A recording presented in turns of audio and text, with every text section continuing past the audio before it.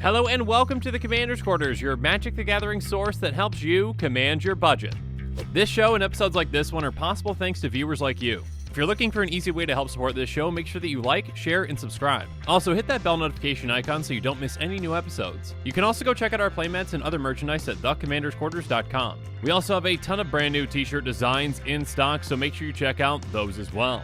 Another easy way to support this show is with our TCG Player affiliate links. So whether you're buying a deck or individual cards, you can use this general link right here or one in the description. And the final way that you can support this show is by supporting us directly by becoming a patron. There are many benefits to being a patron, and I truly couldn't do this without all of their support. Hey everyone, Mitch coming in for the Commander's Quarters studio. Welcome to the show. So, a lot of unexpected things have been happening lately, like me recording this morning. But before we talk about that, yesterday, toward the end of the day, there were some massive pre-con leaks, and I ended up making an episode where I talked about all of them with probably my most raw quick take of all time, where I just took, I think there's like 20 cards or so, and I just talked about them all one at a time. But yeah, there are some really exciting cards in there, so make sure you check that episode out at some point. But first, make sure you stay tuned for this unexpected episode. I mean, unexpected in a couple of ways. This also appears to be a leaked card, but one that does seem to be very legitimate. And also unexpected because I did not expect to be doing more quick takes today, because I thought spoiler season was technically over yesterday, but it appears that, well, some spoilers we got late, and then also we are getting more leaks, it appears. So yeah, regardless, Smuggler share is going to be incredibly expensive, and to find out why, well, let's blame Eddie in the comments first, and then let's jump into it.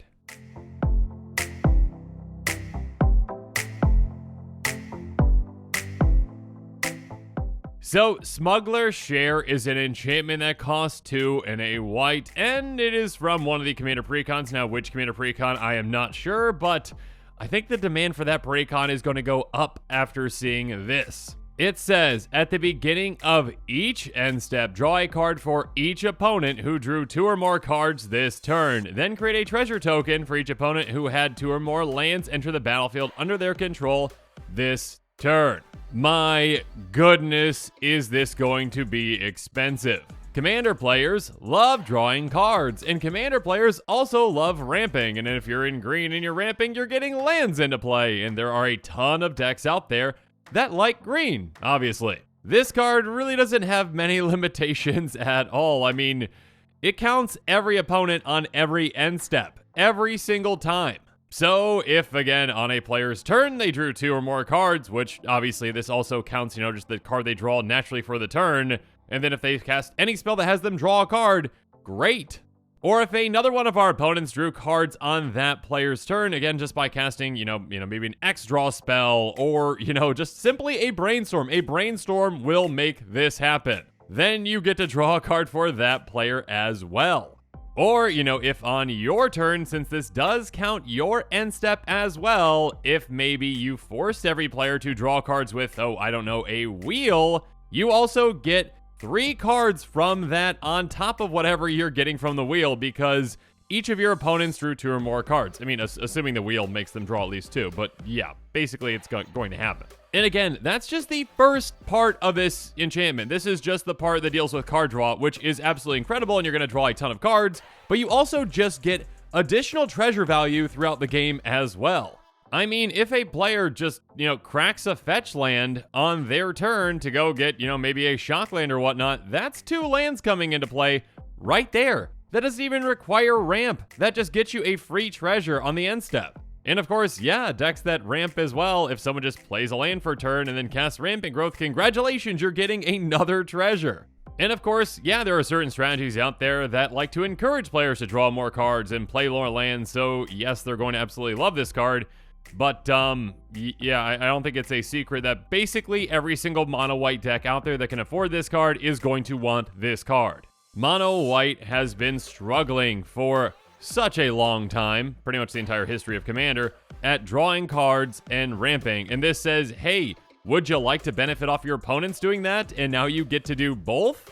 Yeah, this card is going to be incredibly expensive. The demand for it is going to be incredibly high. There's going to be a lot of decks out there that are like, yeah, this is just good value. I'm just going to throw it in.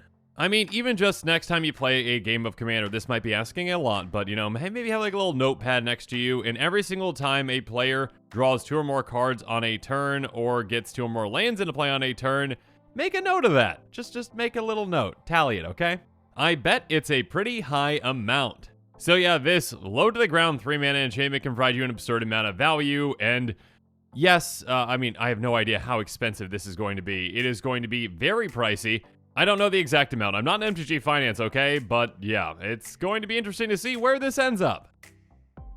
I mean, obviously the first card that came to my mind when I saw this was Smothering Tithe. Now, is this Smothering Tithe?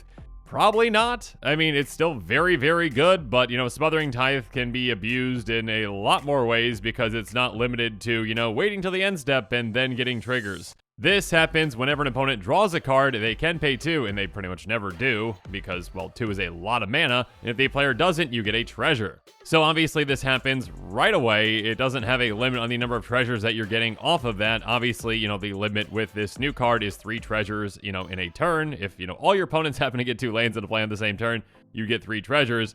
But yeah, obviously Smothering Tithe also doesn't draw you cards too, so yeah, there is a limiting factor on Smuggler Share. It can provide you a ton of value, and again, with card draw and with treasures, it's probably not Smothering Tithe, you know, levels, but still, it is absolutely incredible, and I'm sure there's going to be plenty of times now where I see both cards out.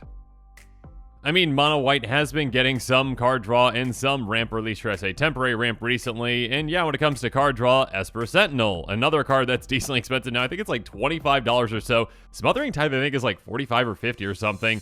But yeah, this one says whenever an opponent casts their first non-creature spell each turn, draw a card unless that player pays X for X's Esper Sentinel's power. So I've heard this one being called Rhystic Buddy because, you know, Rhystic Study, and it's kind of like that, but it might be more so like Mystic Remora because it's counting non-creature spells.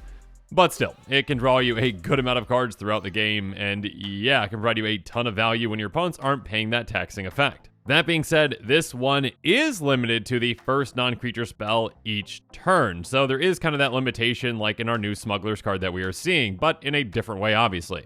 Now, still, Esper Sentinel can come down earlier, but, you know, unlike Smothering Tithe or our new Smugglers card, this one is quite a bit easier to remove, being an artifact and a creature, whereas, you know, our new Smugglers card and Smothering Tithe are both enchantments. And I don't know why I kept forgetting the last part of the Smugglers card name. Smuggler Share, there we go. I'm sure I'm going to remember it from here on out. But yeah, obviously you can utilize ways to make this card even more impactful, you know, with things like Annoying Procession, Zorn if you are, you know, in Boros, or, you know, you have those colors in your color identity, and Academy Manufacturer. Annoying Procession is a very expensive card that is going to get even more expensive after this set, I am sure, and it says if an effect would create 1 or more tokens under your control, it creates twice that many of those tokens instead. So now if a player, you know, decides to get 2 lands out on a turn, now you get 2 treasures instead of 1. So yeah, that can be a lot of extra value. And then Zorn is somewhat similar, but for treasure specifically. It says if you create 1 or more treasure tokens, instead create those tokens plus initial treasure token. So yeah, obviously if you've got a lot of treasure synergies already in your deck, in a deck that already wants to use Zorn, and you've got access to white, well, congratulations, Smuggler Share is going to be fantastic in that deck as well. And of course, you can get even more value out of a treasure maker like Smuggler Share with something like Academy Manufacturer. It says if you create a clue, food, or treasure token, instead create 1 of each. So obviously it's just fantastic additional value, you know, getting a clue, which is essentially card draw when you sacrifice it for 2, and a food, which, sure, life gain, why not? Now you can also double up on that card draw with Smuggler's Share with cards like Teferi's Ageless Insight and Thought Reflection. Teferi's Ageless Insight says if you would draw a card except the first one you draw on each of your draw steps, draw 2 cards instead. And then Thought Reflection says if you would draw a card, draw 2 cards instead. Now, obviously, you would need to be in blue to utilize these cards as well, but yeah, in combination, they can be quite potent. Because if any opponent is drawing 2 cards in a turn, well, then you get to draw, you know, 1 from the Smuggler Share, and then that doubles with either of these. So yeah, that can be a ton of extra value. Now, obviously, I did mention that there are certain kinds of decks out there, like, you know, group hug strategies that might already be utilizing cards like Rites of Flourishing or Dictative Crufix, which can work very well with Smuggler Share. Rites of Flourishing says at the beginning of each player's draw step, that player draws an initial card, and each player may pledge to land on each of their turns. So this one essentially forces all of your opponents to draw 2 cards on their turn, which is going to trigger your Smuggler Share at the end of the turn. So on top of that additional card that you're drawing from Rites of Flourishing on your turn, you're also going to get 1 card on all of your opponent's turns, which is pretty absurd. On top of that, it also lets players play additional lands on their turns, and again, if they play 2 lands in a turn, you are getting a treasure. So again, that can be a pretty easy 3 treasures to make on each trip around the table too. And then Dictative Crew Fix is basically the first part of Rites of Flourishing, and then there are other effects like this one, so yeah, if you're already running these kinds of effects in a deck, they just get a lot better when you've got Smuggler Share. And of course, like I mentioned earlier, any kind of a wheel like Windfall can be great with this card as well. It says each player discards their hand and draws cards equal to the greatest number of cards a player discarded this way. So yeah, as long as one player has 2 cards in their hand, this is going to force all of your opponents to draw 2 cards. And with that happening again, because you've got your 3 opponents each drawing 2 cards, you get to draw 3 additional cards, 1 for each. So obviously, wheels are very, very, very good with Smuggler Share.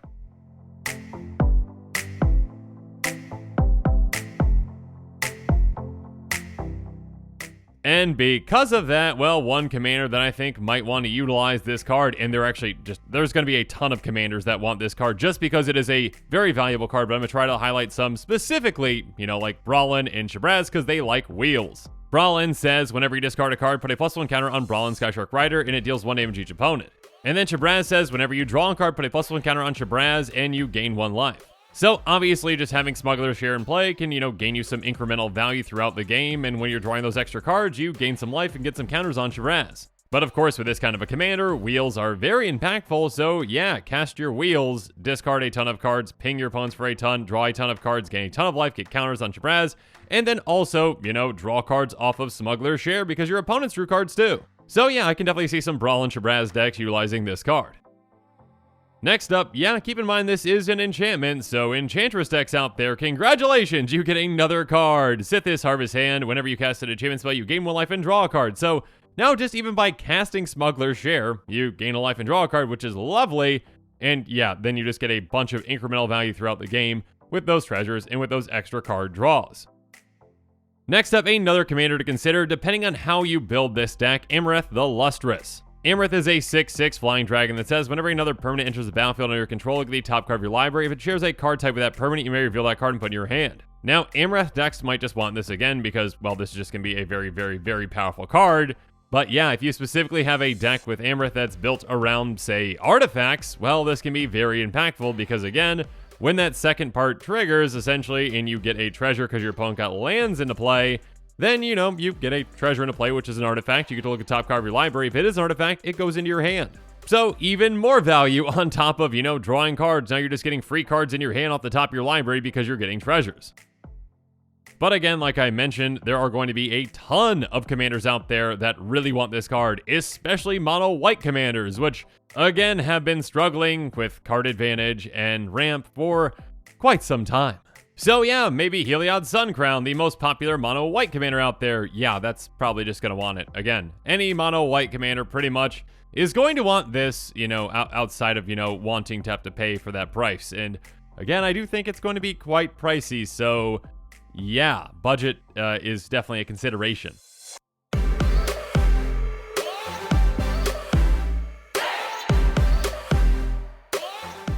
But now as this episode is coming to a close, it's time for me to give you my final thoughts on Smuggler Share. This card is absolutely absurd. The amount of card advantage that it can give you throughout the game alone is incredible. But of course, on top of that, you just get also, incremental just treasures. You just get treasures too whenever players ramp.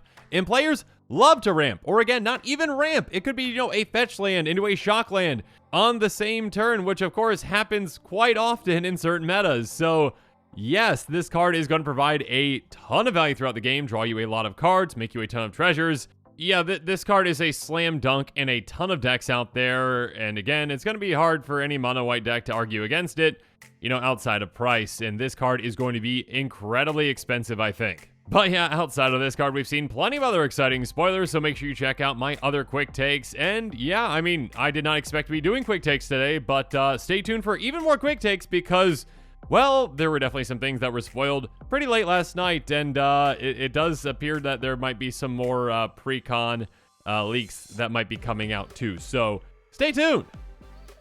And with that, this show is coming to a close, so it's my turn to hear from you. So in the comments below, let me know what your thoughts on this episode are, and as always, thanks again and have a good one.